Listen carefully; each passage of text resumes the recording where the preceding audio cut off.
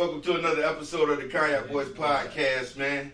We back, bigger and better, new season. We ain't playing no games. We're getting straight to it. We're bringing in the celebrities like this brother here, Legend, Def Jam, all of that good stuff. Like, I mean, Marv, you had to tell them some of the process. Did you do Comedy View? Yeah, 6 times. 6 times Comedy View. I just remember your outstanding, astounding performance on Def Jam. I did everything. We sat in the living room like, that dude got naked, man. Showtime at the Apollo. Oh, you went to Apollo? Yeah, oh, Showtime at the Apollo. Hey, you're a true legend when you do Apollo. Yeah. Oh, boy. But, man, let me tell you something.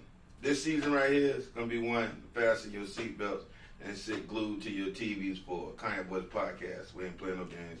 We stepped it up. So keep your eyes glued to the tube. And now, without no further ado, I got to introduce my brother. Sorry, I talk with my hands. Don't worry about it. I do. Legendary. This big brother right here in the game, man. Still making a way, making a name for himself, doing things outside of comedy. He's here to tell you all about it. Ladies and gentlemen, without no further ado, Mr. Marvin Dixon. What's up? What's up? Yes, right. Sir, brother. Hey, with the Cognac boys. Yes, sir. With no cognac. Hey, yeah. It's kind of like a sober season. It's too early to be drinking. I got Even though this come out late at night, if we drinking this day, our whole day messed up. I ain't gonna lie to you. It's good. Gotta go home and take a nap. This help us sober up, I tell you that much. Kidneys up drinking that early. Yeah, boy, I was sheesh. My kidney won't even woke up yet. Kidneys still yawning. Yeah, I'll just edit the liquor sponsors in because right now I can't drink. Now I gotta drink water, alkaline water. I gotta bounce back. I be having long nights, short days. Yeah, we all done that. Trust me. Yes, sir. And it was. Hey, let me tell you something. I appreciate you, brother Marv, because we had a great time at Top Flight, Tallahassee, Florida. Yes. Sunday, once a month. Yeah. Same spot, right? Yeah. Yeah. 15 years, and you rocked it. 15 years down there, I've been doing it 15 years every month. You good money, you good business. So you got a great comedy personality and business sense. Yeah. 15 years? 15 years, 30 altogether. Yeah. It's my 30th year from starting my own comedy show. I did 25 years straight at the Improv. Dang. I remember that. Week for week for 25 years. Yeah. And then I left the Improv and went to the casino at Dania Beach, and I've been there for 5 years every month. I got tired of every week was weighing down on you. Catch flying down every week, doing it, flying back out, flying down. It catches up with you after a while. Oh, yeah. So I do once a month, I'm good. Yeah. That should be jumping too. Yeah. Oh, yeah. Most of your rooms, man, you got good energy, and there's a lot of great people there. Like, your rooms be packed to capacity. Like I seen it. That Dana, am I saying right? Dana Beach? Dania Beach. Man, beautiful. You know what I'm saying? Because, I was making that transition over from the not giving a kid a young comedian. You watch me grow in this game, dreadlocks and all that. I came down there and did Dana Beach and had on the suit. They showed so much love. You know what I'm saying? He was like, it make you want to wear a suit, don't it? Yeah. That's the key. It make you want to wear that shit. I seen comics come there, have on jeans and a t-shirt, and they walk and say, man, I should have dressed up. Yeah. You know what I like? I like about Club Top Flight out there. Man, he tell you, ain't no tennis shoes. Yeah, and no then you sneakers. get a text before the show, ain't no tennis shoes. Yeah. You get a text when you get booked. Yeah. A text when your hotel comes, and another text that day of, hey, whatever you do, no sneakers for you or your guests. Yeah, they helping you out, stupid. Yeah. You'd be surprised how many people still pull up. Yeah, what sneakers? What sneakers on? Forget they even got sneakers on. But it's a good, classy room, right? With there's so many nice name brand comfortable shoes out there brothers need to look into besides just tennis shoes. You know what I'm saying? All kind of things, but I just started getting into you know what I'm saying, going loafers, looking at different shoes and shit like that. I'm gonna turn you into a spot we leave here, man. Nah, I you know what I mean? got a spot. I was up in tell them you which spot I'm talking about? D&K. You got there right, especially at the closeout. You can get anything from slides. They got there tell go. them, What, huh? you becoming a grown man now. Yeah, I went up in them. Yeah, you feel different when you wearing a suit and all that. And You know what I always tell fit people? me and all that stuff. And I learned this young in the business. Older school comic told me, say, what do you mean, you're a comic or you're a professional comedian? And I say, huh? He said, you're a professional comedian? I said, yeah. He said, dress professional then. That's true. And from that point on, I started doing that. I just changed up. You know, we all young. You come in your jeans, sneakers, and all that. As you get older and more mature, you start dressing. And dress with the money you want to make. That's all I tell people. Yep. And when I did just like the money you want to make. And I say I even be you know, people get boy Steve Harvey a lot of criticism. Mic up some, just a tad bit. They give him a lot of criticism. This way. Yeah, these good mics. Look, they give him a lot of criticism, but you got to take certain stuff. You know what I'm saying? From like when you talking about the suits and stuff, I listen to him like, okay. Steve Harvey will tell you what suit, but you don't have to wear the Steve Harvey suit. I ain't saying the you Jones with the shoulder pants, the shoulder pants. You ain't gonna be comfortable. You ain't gonna feel right on stage. No, I ain't talking about that. I ain't going around there like my shit gonna be fixed. Steve Harvey got some suits in the back. You ever come to his show? Yeah, we got some back there. What size you at? You got there with them shoulder pads on. Put the whole suit on at the same time. You get the wide leg slacks. Them bitches Bernie Mac. The Bernie Mac suits. Oh my gosh. Yeah, hell no. He just breaking down the color coordinates and all that shit. Tyler Craig said that too, man. It was like, you know, put on your uniform. It's like going to your professional job every day. Put on your uniform for it. I agree. You know what I'm saying? I used to watch that brother wear them suits all the time. All the time. And literally, I brain wrestle with a lot of comics. Man, I'm a headline. I don't want to wear those. I don't want to wear dress. They say I don't want to wear no sneakers. I say, all right, man, well, I can't book you. Mm-hmm. You won't book me because I won't wear that. The club won't allow it. Yeah. If that's what they tell me, I have to do what he say. Yeah, you got some. I'm using his venue, and I break it down to young brothers and sisters. Mm-hmm. Girls too. You be surprised how many chicks will wear shorts and some sneakers, or bring their dude who got on some shorts and sneakers. Like, come on, man, you did the shorts and sneakers. You be like, great. You ain't never dress your man up. Yeah. Tell him get a button down, some slacks. Don't wear the cream slacks because the pea stain showing those. The little khaki pants, don't wear those. You can't go to the bathroom. It don't even be pea stain. Hey, your day is coming, son. It ain't even that. No, you know what? When you wash your hands, the water splatter. Oh yeah, they assume that's what it is. They assume that's what it is. You gotta say, hey, I waste some water on. It ain't easy to be a grown man. I waste water on me. No, it's water. You can't even explain it. No, that's pee. Yeah, people look at you like that. Yeah. Can't even holler at a chick. She like, you got pee on the club. Oh man, it's an honor and a pleasure to have you here on the Cognac Boyz podcast, brother. Thanks for having me, bro. I'm gonna tell you, man, but we got to start this podcast off right. Got to give a shout out to brother Marcus Combs, man. We recently lost in the comedy game. Yes. Sad day in comedy. You know what I'm saying? Great brother. Y'all can go look up his YouTube videos and stand up and see this great brother. You know, things he was doing in the comedy game. But I want to send my condolences to his family and his lovely little daughter. You know what I'm saying? My heart goes out to y'all, Marcus Combs. Rest in peace, my brother. I just want to say that. And, you know, I don't know. It was hard. Yeah. And he was a comic before you that I brought the Top Flight, and he did the casino. Yeah. He's my last comic I booked before you came this past week. They were him, and he did both of them. He was just the last one, and I thought, like, who would have thought that was our last time working together? Yeah. You don't think that. And I just spoke to him 2 days before. We just shoot the breeze. We checked with each other. And then when we woke up after our show, like, man, that just hit. I'm talking about we that's some sad news. I mean, that really like almost made me like break down because we were so close. Well, I ain't gonna lie, like I broke down because like there's a great brother and just passing. We out here at the club working and you talking and congratulating the brother because he stepped outside of comedy. He started grilling and chefing, got the grill made, all that stuff, selling the food all day at lunch at Uptown, all that. And I was like, don't forget to teach your daughter how to cook too while you cooking like you cooking. Because he was cooking good, gourmet meals, taking pictures and looking nice. And he mastered that, like, you know what I'm saying? Making his food look good for Facebook and all that, you know what I'm saying? But at the end of the day, what it teaches us is, like, you know, no matter what you're doing in life, you could be the president of the United States, you know what I'm saying? When it's time, it's time. You feel me? Like at the end of the day, bro, like that's why you gotta treat people, you know what I'm saying, like they not gonna be here tomorrow. You feel me? Like you gotta appreciate the people that you care about. A lot of people hold grudges and all that stuff, bro, but we ain't promised tomorrow. We ain't promised the next minute. That's true. You know what I'm saying? Live life to the fullest too. You gotta enjoy it. And as a comedian, you know what I'm saying? Like we really do live life to the fullest. You get what I'm saying? But we are some stubborn individuals. Well, that's you just did that in our conversation. I can't wear tennis shoes. Yeah. No, I don't care. You is the headline. Yeah. So, we gotta cherish life, man, and treat each other right while we here. And we gotta make more phone calls to one another. Yeah, check on each other. Just on GP, just check on your brothers or sisters. Check on them, man. Mm-hmm. I call promoters now, just to check on them. Yeah, because see how they doing. Some of them get lost in the sauce. They have bad business, and then they just wither away from the game. Right. But, like, some of them people need phone calls too. Yeah, that's true. Yeah, that's true, and that's a good thing that you do, brother Miles, because you got good energy. And you know where I get that from?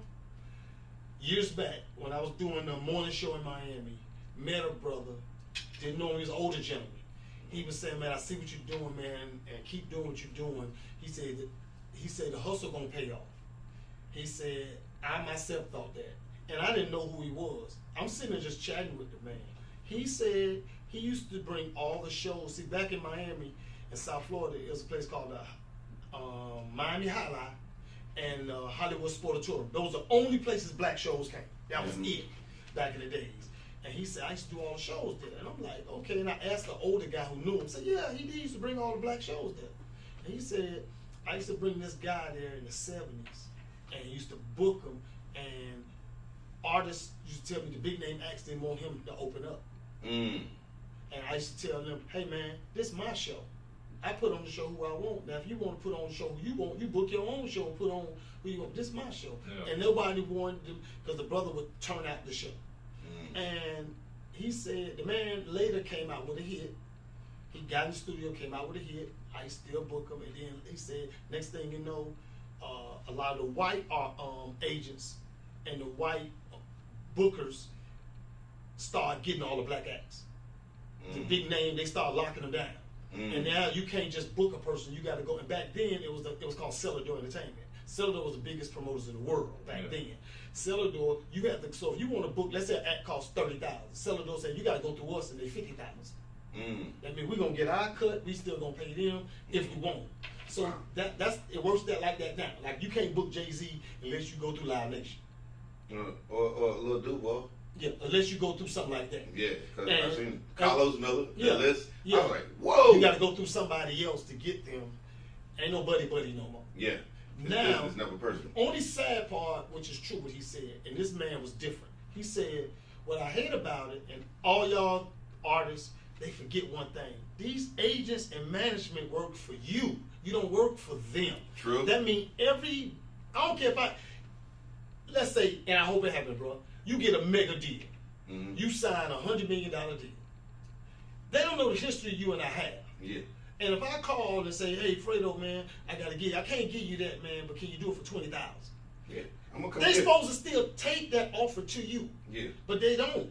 And then you see them. That's true. And you be like, hey, man, damn, it's like that. What you talking about? Yeah.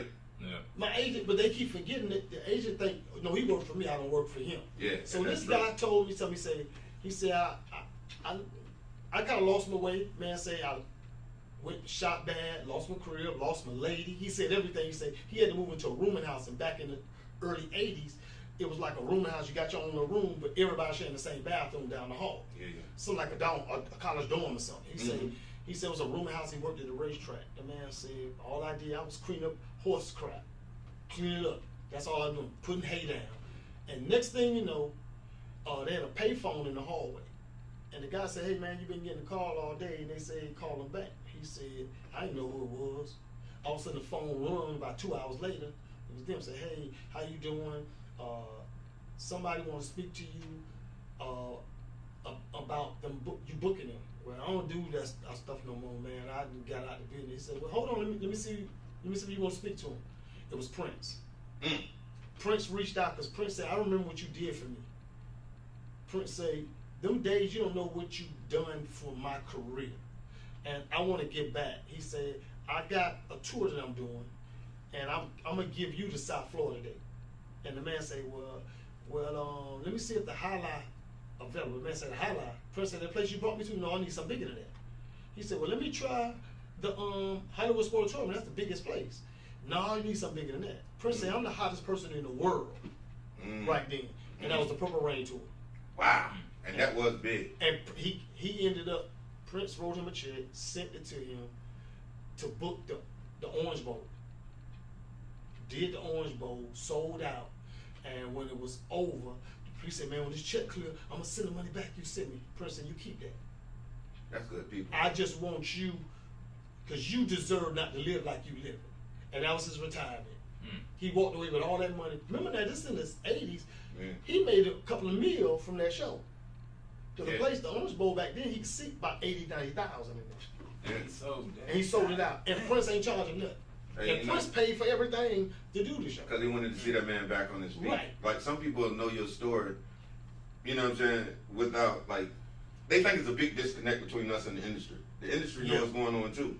You know what I'm saying? Because, like, I hit a couple of people when Marcus passed, just in case they don't know. Right. You know what I'm saying? Those brothers knew who they are. You know what I'm saying? Because I like to keep everybody in contact. Right.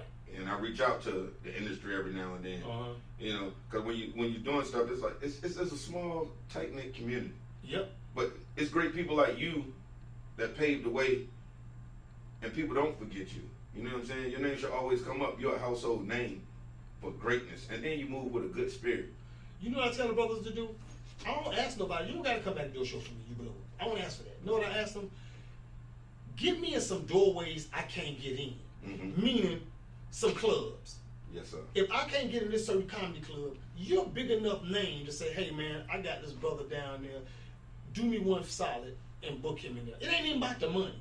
Let me get in there, because once I get in there, I'm going to stay in there. Once I get in there, I'm going to try to rip it up. They're going to say, "Hey, we got to bring him back." I'm going to get in there. You got a problem. You're very seasonal, and you doing your motherfucking thing. Great host. And that's all I ask them to do. They won't even make the calls to get me in. I don't want to book you.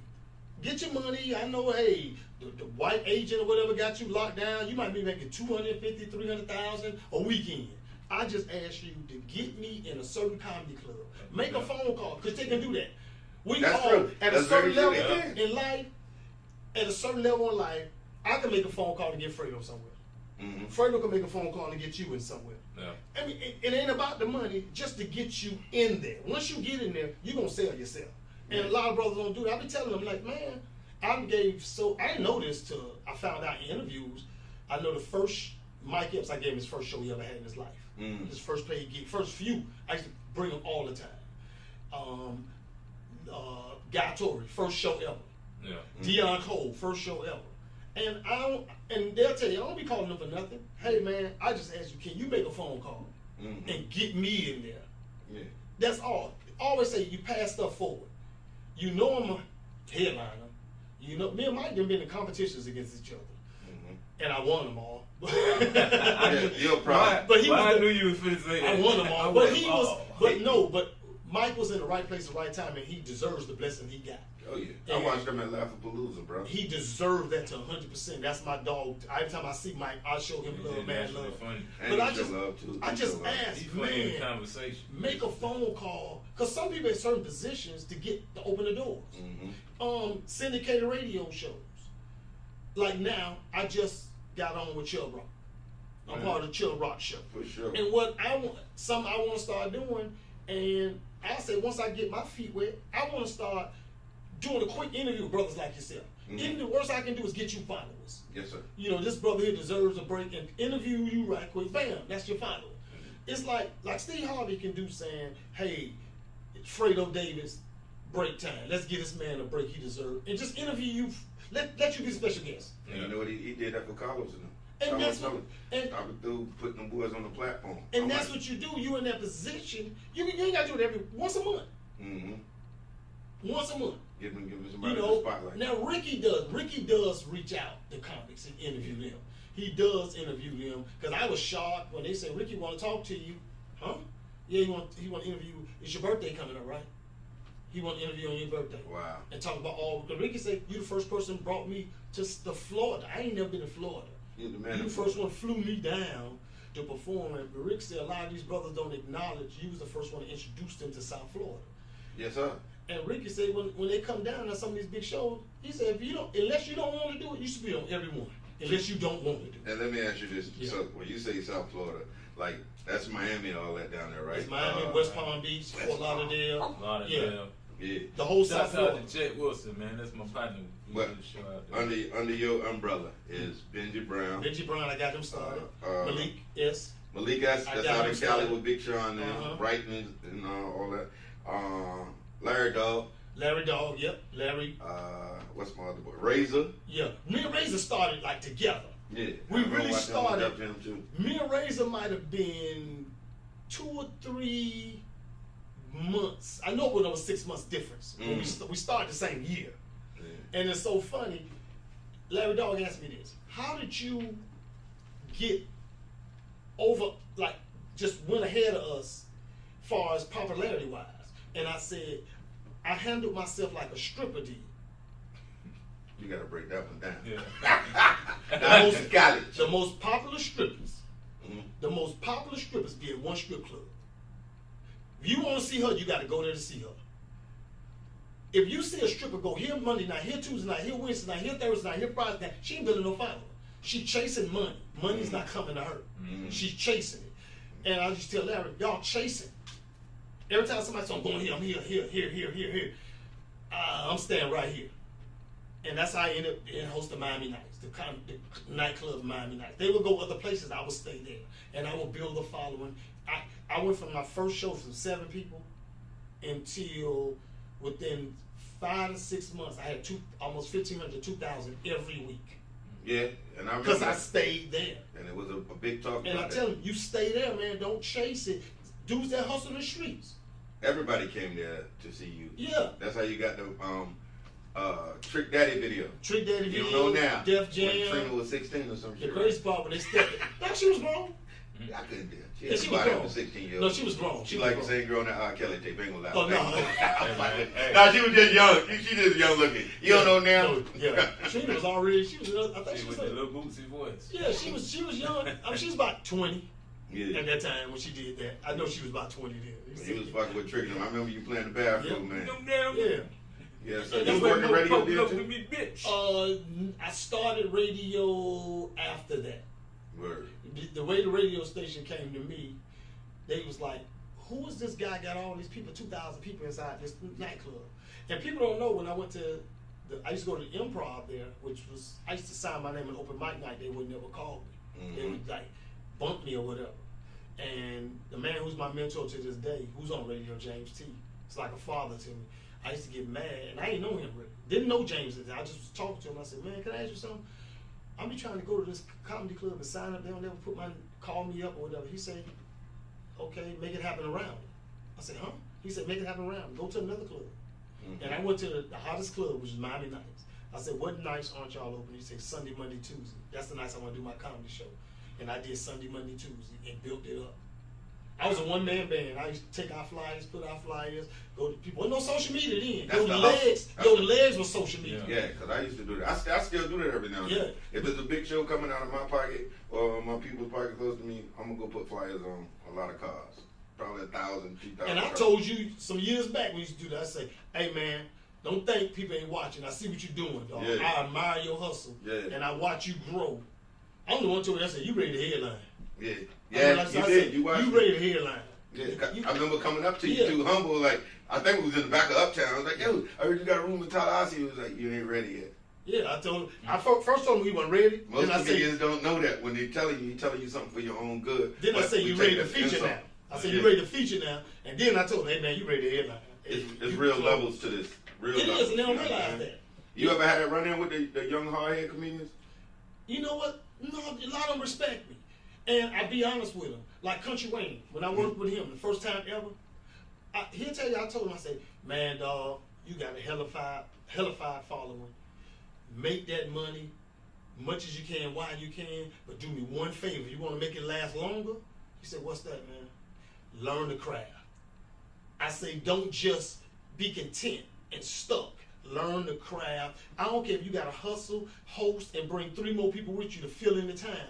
Learn the craft and watch before you know it. You're going to have your set built up and you can headline. Yep. And he did that. He used to go, don't be ashamed to go open mic just because your name is Country Wayne.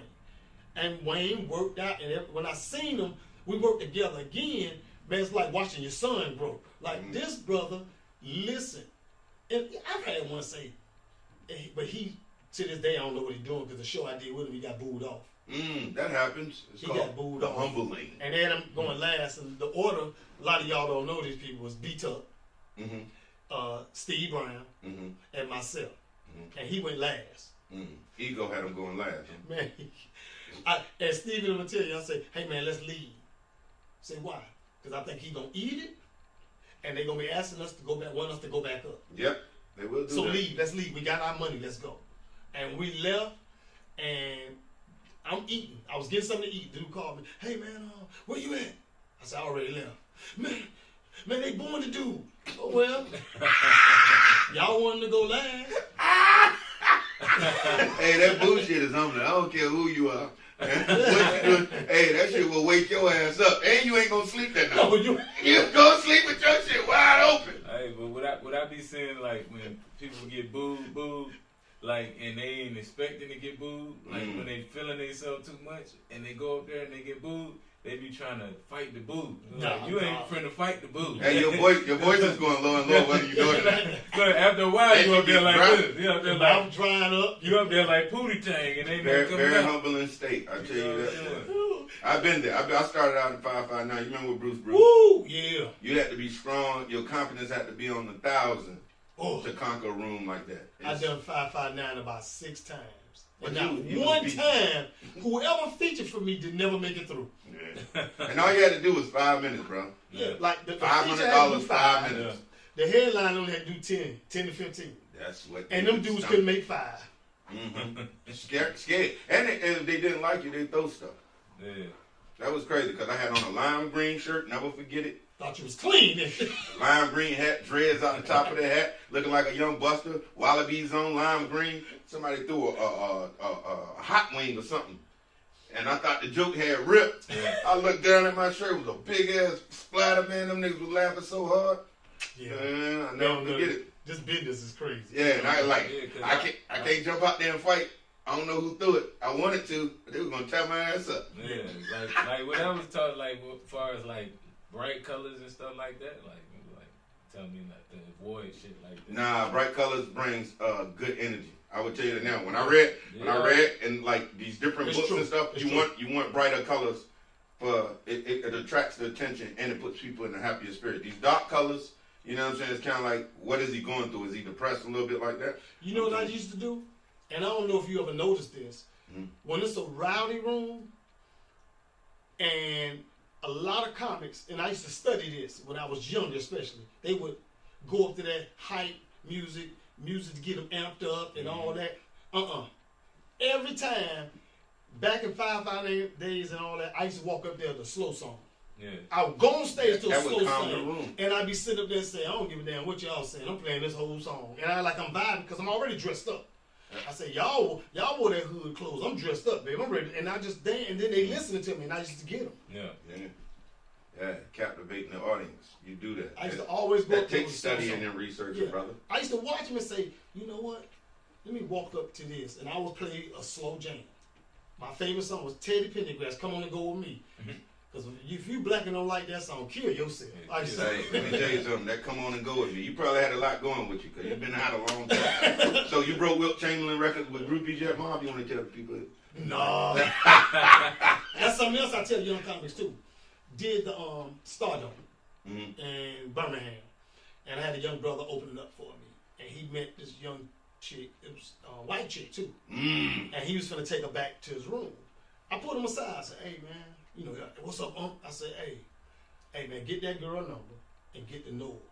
He told me, man, she want to come to my room, her and her friend. I said, get her number and get to know her. Because once you stick your thing in crazy, you done messed up. Yeah. I said, if you talk to her a few days, you can find out if she kind of off. And lo and behold, he said, man, I'm glad I listened to you because that girl was kind of crazy. I said, yeah, but you was going to be in Alabama in a room with a white girl. Trying to explain that to them police. It's gonna be about 3 years till you get it straight, the story straight. Oh yeah, always. That's the first thing they say. That's why we did the start on with Henry Welch and shit. You ain't take no white girl back to your room, did you? Hell no. All right. I tell chicks don't take no chick to your room. You know what? No, don't take no chick. No, but like a lot of young comedians need to know that. Don't take none. It ain't like it was when we started. Yeah. When we started, we go get in and get out and leave town. We ain't no social media and then she just gotta catch you when you come back. Yeah. Nowadays, you can't do that. You know, the Me Too movement came and strong, and then women speak out. And some dudes might have forced the chick to do something. Who knows? Bill Cosby. But Bill. Let's go. But look how it's coming back. You guys can leave the pussy. Yeah. But see, with stuff like that, I tell them, man, it ain't working. I tell you, hey man, if you got a chick you like, take her with you. Might as well. It's cheaper. Yeah, cheaper. Cut all the crap, man. Or get her number and get to know her. Meet her for lunch or breakfast. And bring her back to her room. And another reason you'll bring her back to her room, dudes will rob you. Yeah, true. She would tell exactly what room she in. Yeah. Where she gonna be, and she might open the door for me. So most of the time when dudes be getting robbed and shit like that, there's always a female behind it. Like Pac said, every time a nigga died, a chick was horny. Mm-hmm. You know what I'm saying? Mm-hmm. It be like that. But young comedians need to know that too. That's some. Have you noticed? Every time I book you, every time I booked you to Tally, you ain't at the same hotel. Have you noticed that? I ain't paying no attention. I rotate them because I don't want nobody to say the comics stay here. Yeah. Mm-hmm. Because that's smart. You ahead of yourself. The comics stay here. Now they come in there, hanging out. They're set up and wait. Okay, we ain't gonna get them this week. We're gonna set it up. It's like the NBA. How them girls be waiting to try to. Yeah, get in the lobby. I seen that. Yeah, be taking Drake sperm and shit, trying to get pregnant and all that. Like, but that's what women do some scandalous shit. I think nobody. But they're angels. But no, that's my thing. Nobody addresses this. So when you do say something like that, they got an excuse to come back. Well. Hey, rest in peace, Kevin Samuels, because he kept it real raw with him. He did. He was straight to the point. Let me ask you this, Marv. So, like with Kevin Samuels passing, and like a lot of women ain't gonna have nobody to look up to.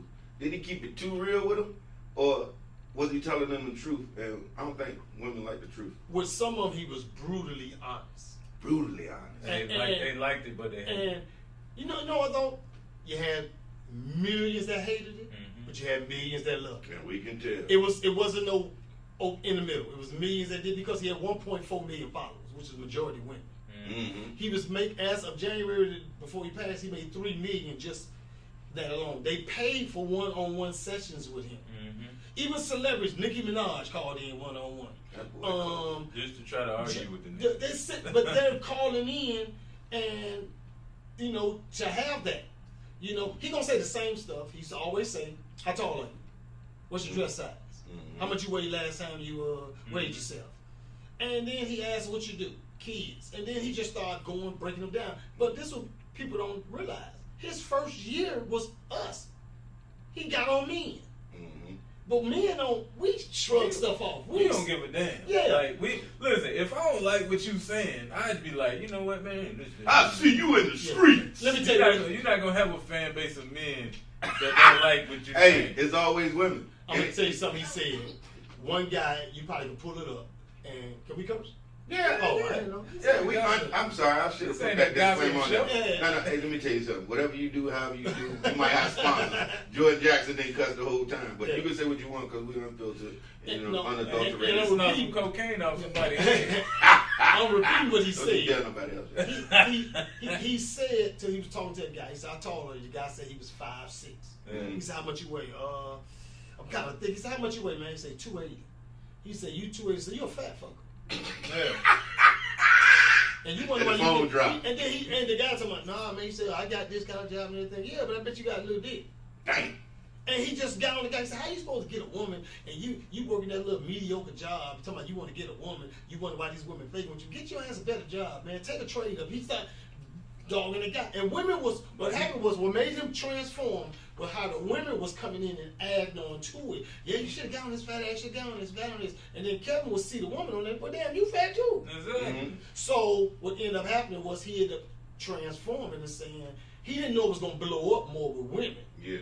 And he did. He just stayed with that format. Because they got that one, that you mess with one of us, you mess with all of us type mentality. Yeah. And like the thing about a dude is, like, when I look in the mirror, right, I know all my flaws. Whether I'm going to go out here and try to be confident about my flaws, it is what it is. It is what it but is. see, women choose to ignore every flaw they got. Like, she might be big as a house, barely can get out the car, but she gonna say, I'm thick. No, you're fat. What blew him up a couple of years ago when he told that girl, you average looking. Yeah. You looking. And she was not even average looking to me. But he said she average looking. Yeah. Hey. He could have said you ugly as hell. Yeah. He never said, he just said you average. Yeah. And how you gonna get a high value man? And when he said high value, he meant a man because he meant what they wanted. They Stuff asked come for with that. that. You take a man that got 500,000-600,000 that's single. Yeah. Mm-hmm. You think he wants you with 2 or 3 kids from different daddies and He don't all have that? to settle. He don't have to settle. You do. Mm-hmm. So he was just brutally honest. You know, when he got to talking about the looks and the weight, a lot of women go sensitive about that. Women don't want to say their age. So they don't. hey, that's all it was. What it was. But when he died, I was surprised at the harsh stuff coming at him. Oh, and the women had a lot to say. Well, Vivica Vivica Fox was one. Corey Holcomb handled her though. He said she 50 did her like he was supposed to do it. Yeah, he told me what she said. That's karma. And I'm like, well, we all gonna take karma because we all gonna die one day. Yeah. Listen, everybody, if all that karma, if that's karma, then all of us finna be up out of here. But karma is, It's life, man. if I steal your watch and I go home and somebody broke in my house, that's karma. That's karma. Mm-hmm. If I steal your car and I get home and then somebody stole my car, that's karma. Mm-hmm. But to die, that ain't karma. Cause you speaking your mind, your opinion. It's just like when let's say like when women be like they like light skinned and dark skinned men, right? That's okay. But now let a black dude like what's that young boy named Kodak Black? Kodak Black was like he like light skinned girls. He don't want no chick that's the same color as him. They got pissed off over that, but that's his preference. So it's like when a man has a preference, everybody jump down on him. But shit, when I was coming up, bro, listen, man. If the dude had the what they call the good hair, light skin, mixed parents, man, them girls is that's the pretty. Yeah, that's boy. the one we used to beat up in school. Yeah, I'm saying, but that's the pretty. They consider him to be pretty. I'm gonna break this down closer to you, to man. white. But then the darker ones and stuff, they always threw the ugly stain on there. We're damn if we do, damn if we don't. Yeah. Kevin Samuels went brutally honest with a lot of women. He went hard and sometimes too hard on women. They got millions of followers. They got millions of followers still, but now you got millions of them. They bashing, they glad he did, all this kind of stuff. Then you had Derek Jackson. All he did was praise the women and show love to the women. And women are the baddest thing on this planet. And next thing you know, they turned on him. Derek Jackson, with the average wife. You ain't seen him yet. Yeah, you haven't. You right. The internet. Damn if you do. The internet dug up his. I don't know if y'all said they dug. I didn't know he went to Tuskegee University. I didn't know. Yeah, he went to play football for Tuskegee. He played tight end. They pulled up his stats for 4 years. Yeah. That man had 2 catches for 4 yards. Hell, that's 4 more yards than I had. And I ain't go to Tuskegee. Hey, he was 4 yards away from being a water boy. That's what they had. Hey. In 4 years, I said he wasn't gonna get the baddest chick in the school on the campus. He was at the end of the bench. He never had to wash his uniform. None. He got to wear it over and over. He didn't play special teams. I've been through that. He got to wear it to Sit the on the end of the parties, bench, the eating stage. sunflower seeds, swinging your legs. He wears jersey to the jamboree and wear that same jersey after the game. He matching up with his outfit. Yeah, with that right he here. had 2 catches for 4 yards. Damn. I said that's 4 more yards than me, man, and I ain't go to school. That nigga 4 more yards. He Hey, got in melted. other words, he's sorry. Hey, he got melted every time he grabbed the ball. They go, It don't make a difference. Yeah. You damn if you do that. Derek Jackson went that route. One little thing, them women came down on him. Yeah. They came down on him. And I tell people, when you in that kind of form, when you on that podium, man, you better have all your T's crossed and your I's dotted. You can't be creeping with nobody. You can't be having an affair. Yeah. You can't be bisexual. You can't be none of that because somebody gonna call it out. Yeah. Somebody gonna get mad at you and call it out. I don't care who you are and how good and how discreet you was. Derek Jackson was breaking that girl off and she still told. Because after a while, a person get tired of being the side. Yeah. See, that's what we be talking They get tired of being about side chicks and side niggas. The difference is the side dude is comfortable there. No, after a while he get tired. No, I'm saying, but he just get tired because he start calling you to do it wrong. You gotta know your role. You don't be side anything. The average know side your dude role. Do not get. He don't care. He get the good part of the shit. No, that's just somebody he hitting right quick. Side is a relationship. When he start feeling her, he gonna want to see her. But I can't see you Friday. Well, I told you my husband, people coming in town. That nigga always got people coming in town. he mad now. He gonna start saying something. He might be sending a dude a picture. Yeah. It happens to everybody. What's the girl that was married to Nas? Khalees. Like she was messing with this dude when her and Nas was doing, and the dude sent Nas a picture of her sleep at his crib. Yeah. That just shows you. But the picture you gotta turn the part of the base around to hold up the mic. Yeah, you gotta stop touching that. Yeah, that just shows you how mad. That shit was old though. She was with Nas. Why she was with Nas? Nas work a lot. Nas is a highly what's that word I'm looking for right there? But he works a lot in the industry. Yeah, you know what I'm saying. I mean, so he's always somewhere, always on tour. But you know this guy beat Jay-Z in the rap contest. Listen, her milkshake. Listen, all the boys to the okay, let's break it down like this. Let's say it was before that. It was before she ever got with him. Why would he show that then? He was mad. Yeah. So I'm telling you, dog, if you keep, this is what I tell people, you keep exchanging fluids. Man to woman, woman to man, whatever. Whoever on the side gonna get tired of being on the side and want to be a starter. Yeah. You work at Burger King and you start getting $9 an hour. I don't care if you work there 2-3 years, you're gonna get mad because you're gonna want more. Yeah. And that's just how it is in a relationship. Be side for a minute. You're gonna be like, man, I'm tired of this. Yeah. I gotta say something. I'm trying to fuck up like he is. Hey, speaking of all this craziness, you ever been married in the game? I ain't never been married. Never been married. I'm planning on getting married. I want to, but no. We gotta plan it out some more. You know what though? What we do is hard. Yeah. Yes. What we do is hard. So very. We ain't the Kevin Hart's yet. We're not the Chris Rocks and all them. And that lasts for a while because even Chris Rock's wife divorced him. Yeah. Once you start making so much where you can have that comfortable lifestyle, still, like I said, they want more. And a lot of women don't realize this. Any man that makes a lot of money, or have the potential of making a lot of money, or on the verge of making a lot of money, don't have a lot of time. And any man got a lot of time don't have a lot of money. True. So you got to pick your poison. Do you want a man to be with you all the time and work a 9 to 5? Or do you want, even corporate dudes, when they executives, they busy. They flying here, cutting deals. You can't do that. The president, he's going all the time. Michelle ain't how they see Barack. When they see each other, they see each other. That nigga came back, he had gray hair. Yeah. She like, who the fuck are you? I'm Barack. Hey, Michelle, I seen Ellie. I'm telling you. When I was told to get this shit was gray hair. What the hell happened to Barack? He was happy dancing. Run the world. Nigga eyebrows was white. I was like, damn. I tell people that, man, you cannot. That nigga was 2 shades darker. He came on, he was like, excuse me, America. I don't want to be president anymore. Hey, look, I'm trying to turn up on the beach for Jay-Z. You gotta have a woman that have outside interests other than just you. See, y'all single, right? Y'all ain't married. No, I ain't married. Okay. I break this down like this. I always say, when you single, all single men, date a bachelorette. Ladies, date a bachelor. Don't date somebody that's just single. And people don't know the difference. A bachelorette or a bachelor got outside interests. They got other stuff going on. They got careers going on.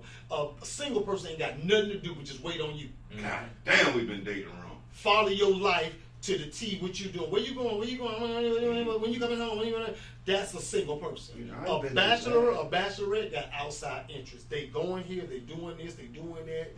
They got. Hey, they might have their own job, boutique or something. Hey, I gotta go work down here. This homeless thing. They got other outside stuff. That's a bachelor or bachelorette. A single person, even a single dude who dating a woman that's a professional. She's sitting around there. He won't. When you coming home, he coming to every goddamn. He popping up to you at the salon. That's a single person. So do you think that you should keep, let's say if you do got a situation or you married and stuff like that, you should keep that separate from or comedy, whatever. Like your wife shouldn't always be in the comedy club with you. She can't. She shouldn't be. And the reason why. Good. The minute you go on stage, somebody's sitting back there by your way. You on stage, you look back there and see that shit, thinking the wrong shit, and then your show fucked up. It happened. No, you know what she got to do? She got to realize that's your job. Yeah. If a doctor doing surgery, his wife can't be in that operating room. Hell no. Talking about cut the left side of the tissue. Yeah. And women always got to put the input in if you is. Yeah. You is great. If you work at Amazon, your wife can't be in there. Have you wrapping them packages? Yeah, you're right. So that's your job. Yeah. And she got to realize that. Tell me how to write no joke. Thank you. She ain't helping you write no joke. Hey, you groupie. Shut up. So I got another question. Do you think that the comedian dating comedian? Do you agree with that? Or what now? A female comedian and a male comedian. You think is wise for them to date each other? I wouldn't do it. Yeah. I can't say with nobody. Whoever you fall in love with, you fall in love with. Whoever you really into, you into it. I'm just saying me, and the reason I don't do it is because one, every time I do a show, she gonna think she's supposed to be on that show. True story. Number two, every time I book a show, well, I can't get it. Okay, you did it last month. I won't do it again this month. True story.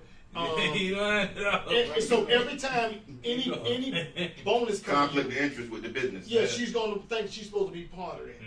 Everything if let's say you let her open for you, let's throw that right. Yeah. Okay, you had a position like the big names, and you letting your wife, like Ralphie made it, wife, he's let his girlfriend open up for him. And anytime somebody trying to take a picture with you, or whatever, she looking. Well, she in the picture. Yeah, she looking or whatever. No, she mad. She like, what was that? What she whispering in your ear? You know, it happens. I've been through that and I've seen that too. So that's why I don't do it. Yeah. And I'm in a position, I book a lot of spots, I book a lot of rooms, I book a lot of events and stuff. So I don't do it because she thinks she's supposed to be on every one of them. Yeah. That's why I say I'd rather get me a bachelorette who got outside interests other than just my interests. Yeah. That's something to spot the interests of comedians out here. That's just me.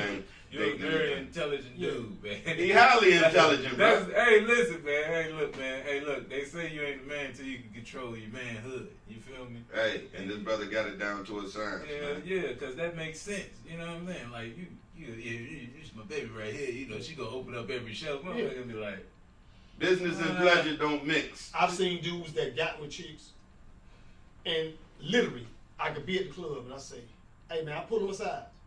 Hey, y'all messing around, huh? You can't hide it. I said, that girl, I be saying, you can't hide it. There's no way you can hide it. Yeah! That girl is horrible, man. The hell? She is horrible. I told her comic that, man. I said, this is show business, man. It's a business. This ain't got time to be bringing you all on honeymoons and stuff. Hilarious. And he got mad, and the girl was so man. She just had an off night, and I swear the next day, that's what I was doing. Remember Tuesday, Wednesday, Thursday. Yeah. The next day, the girl was on stage, and okay, I'm gonna give you a second chance. She got up there, and they said the girl said, "I'm having a good time in Miami." Oh, she wasn't getting no laugh. I'm trying to see y'all sitting. The girl say, "You been to the beach yet?" A lady in the audience. She say, "No." What? You think I should go? Which one? Don't matter. Just go. When you get to the beach, just jump in the water because your joke's dry as hell. Everybody fell out laughing. And I love shit like that. And I looked at him. And now he got to come up with all the excuses. Yeah. You know, everybody get that shit. Yeah. Everybody. She bombed all 3 shows. Oh my God. And I be saying you can't. I just don't do it. And because man, if I was just only comedy, only stand up, I might. Yeah. I don't know. But as me booking, doing all this, referring, I don't want to hear her every time. Or she with me. Let Fredo Davis, man. He a solid brother. He can do this and this. And let Ron and Don. Why you ain't say my name? Yeah. Now I got to deal with this. Yeah. I got to deal with this. When you might not have fit that show. Right. That show ain't. Very true. Yeah. But you gotta watch out for people who's selfish like that. If they apply pressure to you because you in a spotlight or this and that, like you gotta separate that, and you gotta be mature enough to break it down to that young lady, let her know you're not seizing it. Because like me being a vet, and when women have a tendency to like me and want to go on the road with me, you ain't ready yet. Like I took a page out your book. Yeah. You're not ready. They ain't trying to hear that shit. No, you gotta tell them. You gotta be honest with them. You gotta use a Kevin Samuels that brutally honest. They be thinking they female Kevin Hart the goddamn female Richard Pryor straight out the gate. Now you can be brutally honest with a woman, one on one.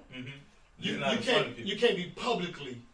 Yeah. You know, when you publicize it, that kind of hurt her feelings. You know, hurt a woman feelings, she gonna snap on you, whatever. Oh, so get the fuck out of there. But I carry mace. Don't snap on me. I'll publicly embarrass you too. But you pull them aside and say, "What was you doing?" I've done it before. Pulled the woman aside and she snapped on me. I said, "What was you doing?" "What you mean what I was doing? They weren't gonna give me a chance anyway." I said, "What you mean?" Then she said the most idiotic thing I ever heard somebody say. "First of all, because I'm an attractive woman, well, they weren't gonna give me a chance anyway." I said, "Who attracted to you?" No, that's how I broke it down and said, "Use that, then you." Name a woman who look good, who funny as hell. I started ramming them off, bam, bam, bam, bam. And then she was like, "Yeah, but that." I said, "No. You told me the name. Just admit that what you did tonight was garbage." Hey, pretty should make your night go easier. And I understand it's show business. Keyword business. Yeah. This is a business, and you acting like it's just supposed to be your show. No, it's a business. Yeah. Now I gotta come up here and explain to them why you was horrible. Yeah, true. But her titties big though, you know. But her ass fat though. God, like I done had people do this to me before. "Ma, you must be sleeping with her."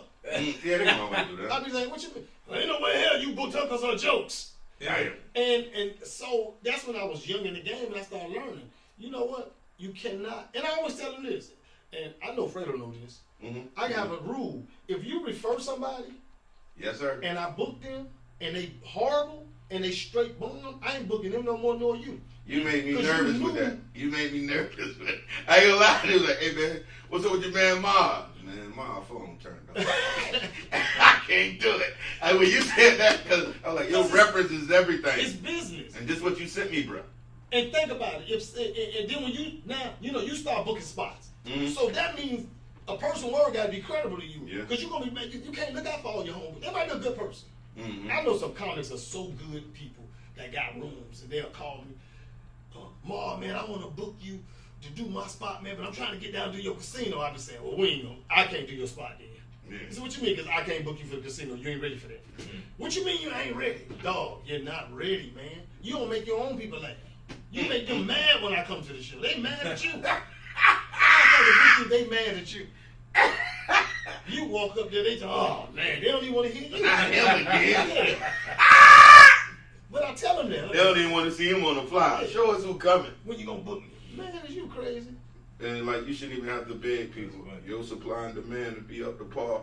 People will call you, give you dates. You know what I'm saying? It's one comic, I swear I give him props. So he called me every month for damn near 2 years.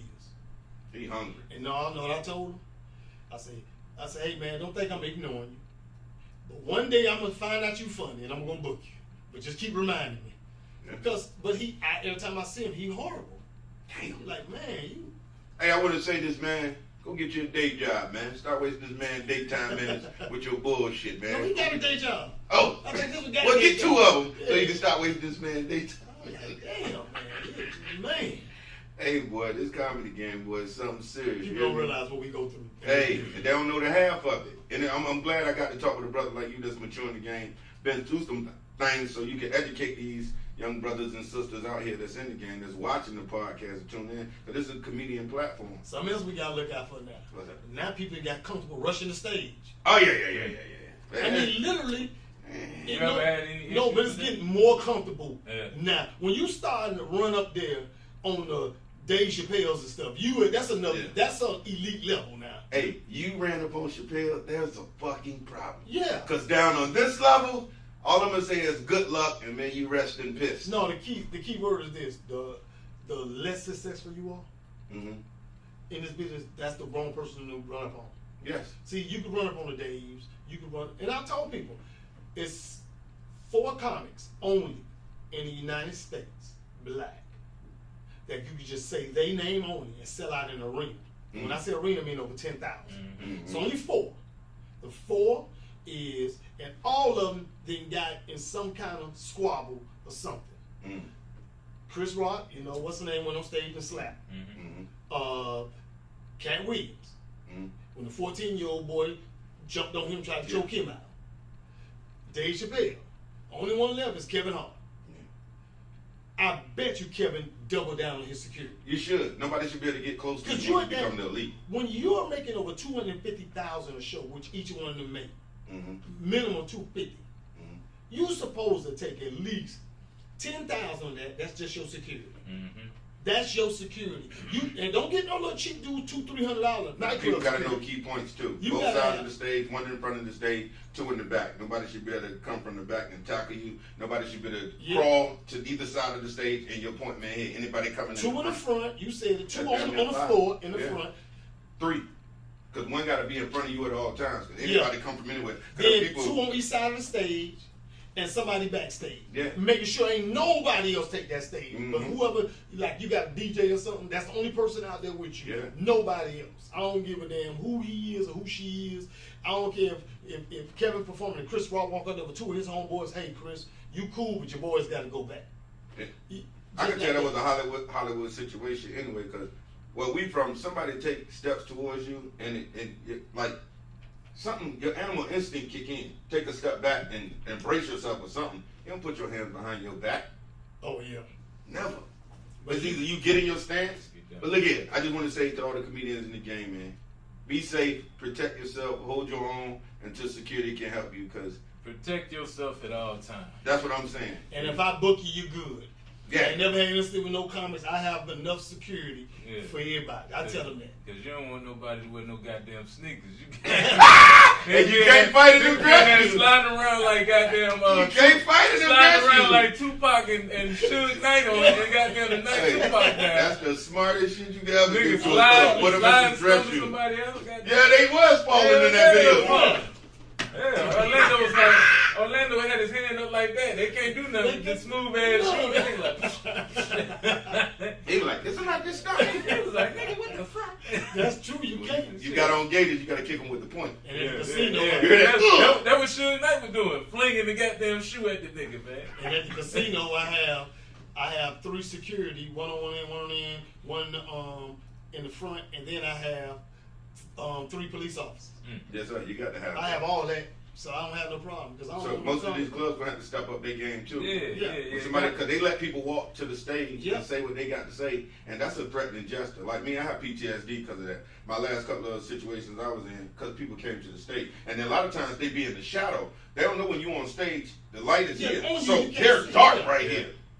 You just talking to, you don't know what they look like. You trying to focus in, and by then that time a beer bottle to hit you or something. But you got them folks got to know you got the upper hand, especially if they got to come up on stage too. You know what I'm saying? Well, not really. If you ready, you know what I'm saying? You kick the shit. Stay ready. But he or she could have a blade or a gun. True. And that's what they said that dude had on Chappelle. He had a good knife. You got to cut my foot. Flap. Just be safe out there, comedians. I'm going to say that to all the brothers and sisters over the world. Be safe. Yeah, if people learn how to take a joke at a comedy show. Hey, and please stop recording. Help that motherfucker. Thank you. If he get his ass whipped, don't pull out your phone. Go pull that motherfucker off that man. How about that? Because we remember the Steve Brown. That's all over YouTube, man. But I think Steve knew karate or some shit, didn't he? I'm just saying, but folks Steve no crazy. Watch. But let me tell you something. Steve Brown got the best footwork of any comic in the business. And I'm going to watch the tape again. What? Steve, boy, look at it. You need to get in a boxing course and show them how to duck them punches. He said he be in the boxing. That nigga swung everything at Steve. Goddamn kitchen sink. Where the fuck did he get a sink from? The mic stand, the mic, the stool. When he swung that mic, you know how heavy that bass is? Yeah. A doodoo ball at Steve. Hey, that mic stand pull off and knock the old lady wig off and all that. Shout out to Steve Brown. That's our brother too. Hey, you live to fight another day, baby. Nigga messed up them folks. Good comedy. They were probably having a good time. They was. No, they actually, that dude did mess it up because he was crazy. Yeah. That's when security would have beeped it up. It was too many people on that stage with all of that going on for it not to be broke up sooner. Yeah. Get a taser, mace him, or wrap him in the curtain and push him backstage. That big ass curtain. Yeah. Out there fighting for his life. That shit sound good. Man, you ain't hit chocolate nigga through them curtains. I'm telling you, watch this. But I gotta say this, man. Thank y'all for tuning in, Cognac Boyz podcast, man. We got the legend. Is it okay to call you legend, brother? Yeah, man. Legend. I ain't ashamed to be called that. Yeah, That means I'm still alive. Yeah, you're a great brother in the comedy game, man. Any of you comedians ever get Marvin, Dixon. if you ever get a chance to cross his path, make sure you got your shit together. Just be funny. Have pictures.